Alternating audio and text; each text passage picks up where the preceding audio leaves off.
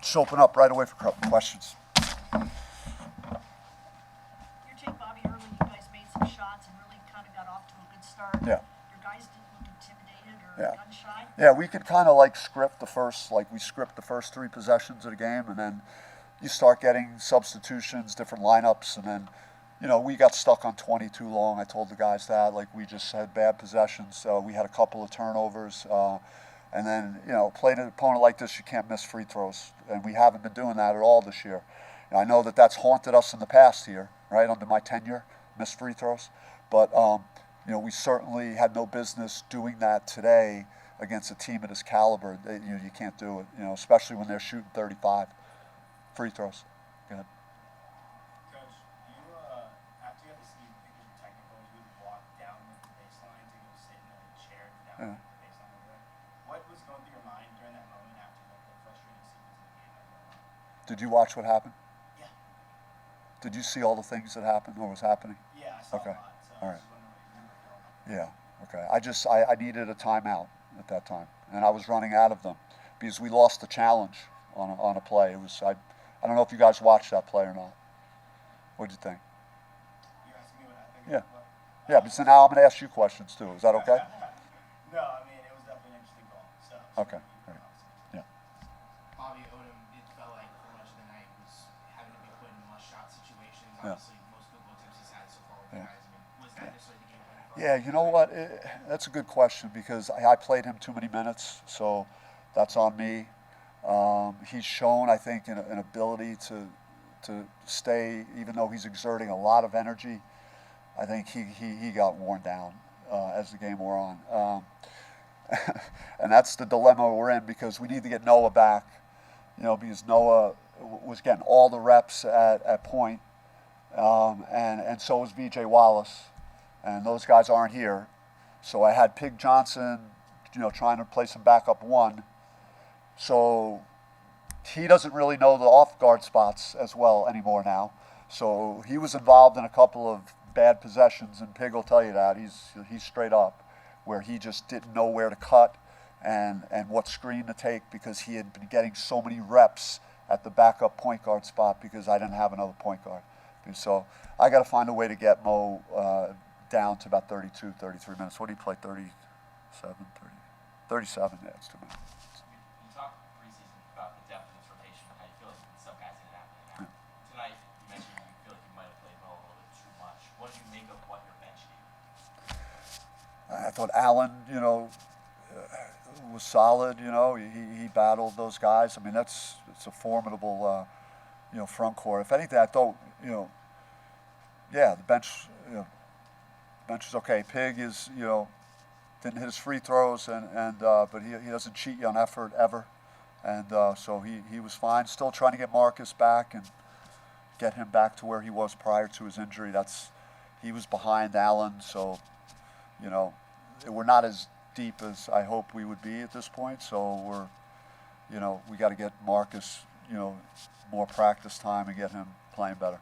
One more. The cumulative effect with the calls and no calls, and you're talking to officials and everything about that. What is your approach in that? In those conversations?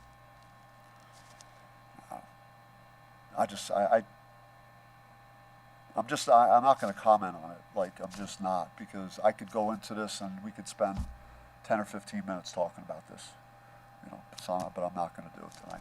Are you got to be pretty pleased with the fight your team showed, getting down by 14, 15, and you cut it to 5, and got down again, cut it to 6 or whatever it was. Yeah, with all the things that happened and went on in that second half, we had no business. Even when Adam, and Adam's great, he hit a couple threes at the end and got it from 9 to 15. I mean, we had a chance then. I mean, you're shocked, after, some of the mistakes that we made, because it's just not about exterior or external things. It's us. We have to play better. We have to convert our free throws. We can't have stretches on offense in the first half where we don't score for minutes against a team like this. But it was remarkable with all that went on, that we still were at 9 and had a chance if we would have got a stop. And these guys, it's tribute to their resilience and how they fought, and I told them that after the game. Zero. There won't be any feedback. I won't get any feedback.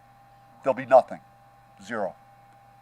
I like seriously, and sending clips in, it doesn't do me any good. So it gets me nowhere. So it's just, I don't know what I'm gonna do. What is said to you when you share your perspective on that? I don't know. Good. All right, nice. Thank you for the time, Bryce. Yes, sir. We'll open up for questions. Go ahead. Bryce, can you kind of talk about being a local guy and playing for ASU, and you had a really good crowd tonight, and kind of what it means to you? It means a lot to me, especially to me and my family. As you guys have probably heard, my sister played here back in 2019. She played women's volleyball here. So just growing up a Sun Devil and always just being a fan and seeing the crowd and just everybody, like, know I'm a hometown kid and everyone showing me the love. I really appreciate that, and I appreciate the fans for showing out tonight. It was a great showing. Sad we couldn't bring on the W, but we'll get back on the right track. Bryce Odom mentioned on Wednesday that he feels like the rest of his teammates, including yourself, view him as the leader, view him as the vocal leader, the vocal veteran of this team. He obviously overwhelmed all of you when it comes to field goal attempts tonight. Do you feel like that was kind of the central game plan tonight against this kind of a defense, to have the offense kind of run through him, and do you feel like you were abiding by that? Yeah, I feel like that is kind of what we live and die by. But I mean, it was a good showing by us tonight, and I feel like if we just clean up our free throws and some of the defensive principles we have, I feel like we could have came out here with a W against a great top 25 team in Gonzaga. That's a great team. We battled hard, but came just a little short. Is there such a thing as a moral victory? Because obviously playing lesser opponents the last two games, this was a very formidable foe. You guys were right in there. So, and with a new group of guys, so is there any kind of moral victory that, hey, we can hang with these type of teams? Yes, definitely. There's a lot of positives in this game, but at the same time, there's some negatives that we do still need to clean up. But for being such a new group of guys and having to gel together so fast, I say we have a lot of potential, and I will say we are a tournament team. Yeah. How rebounded today, 14 rebounds. Physicality down low was a little bit, not really second half. What are some of the corrections in practice going forward y'all are going to work on? I say us guards is going to go help the bigs, me, Mo, Pig. I feel like we could go help some of our bigs, as like Tyon Grant Foster. He's really good at rebounds, and he's cracking down all the time. Same with all their guards, same with Adam, all of them. So I feel like we could help stop that. And then if we have five-man boxing out and going to get the board, I feel like we can come up with it. Sean kind of mentioned it already. This was a significant step up from your first two opponents, and I'm sure you know Yes, sir. our team's going to be coming in every night. Like, how do you feel like you guys played with a higher level of competition tonight? I feel like we competed real well. I feel like the bigger the team that walks in here, the more happy we get, excited, adrenaline gets going more. So I feel we want that. We're not like scared of nobody. The bigger the team, I feel like we're going to show up for it, and just it's going to make us play better. We're a big moment team, I feel. You've talked a lot about how this team is gelling. Obviously, this is not your first go-around in college basketball. You're not a freshman walking in here. So when the chaos of these technical fouls and these calls maybe not going your way are unfolding, what is kind of said in these huddles, and how do you guys try to keep your focus? It's just us. Like when the texts are happening, just knowing that it's just us, and just keep the momentum going. Don't let that sit in the back of our mind, because if that happens, then it's over. Just have a short-term memory, next possession, and just trying to get stops, and buckets. You guys made 11 two-point field goals tonight and made 10 threes. What do you take from a performance like this to maybe bump, especially those two-point numbers up? How do you kind of assess what the offense looks like? Just going into this game, we knew it was going to be a real physical game with their bigs, EK and Huff. So I just felt like we could bump the physicality up and practice a little bit. I feel maybe we didn't feed the post enough this game. Going back on film, we'll have to look at that, but I feel that's not a problem with Masamba. I feel he's a great player, and it just things just weren't going his way tonight. But I feel he's a great player. He's gonna get back. I know he is. I know the type of kid he is, and he's real high character of himself, and yeah. Couple more. Bryce, what was so difficult about Gonzaga's defense that made you guys shoot certain positions tonight?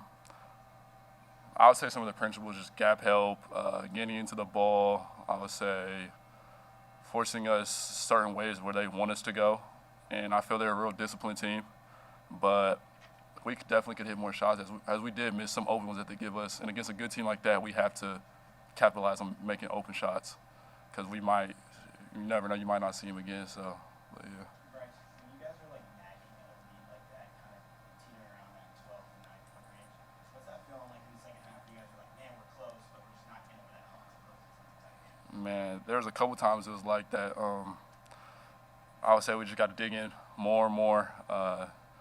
Focus on the defensive end, stops. And I feel we're a very good team when we're in transition. So I would say when we are at that 9 to 12 point hump, we just got to dig in more, play better defense, and try and get easy ones instead of. I feel we did get a little fall in love with the 3-point a little bit, but just get stops and get in transition. That's when we're at our best. One more. Anybody? Bryce, what would you say? You mentioned earlier that you feel like this is a tournament team. What do you feel like this team has put on tape in 3 games to justify that? Like I said, great in transition. I feel number one, I feel we compete. We're just a whole lot of kids from the mid-major level, lower than that, and we've been greedy for this big stage, and I feel that can take us a long way. And I feel we have gelled together so fast that in the long run, I feel we could be a really good team. And just going out there tonight, being able to compete with that team, that says a lot. All right. Thank you, Bryce. Thanks. Thank you.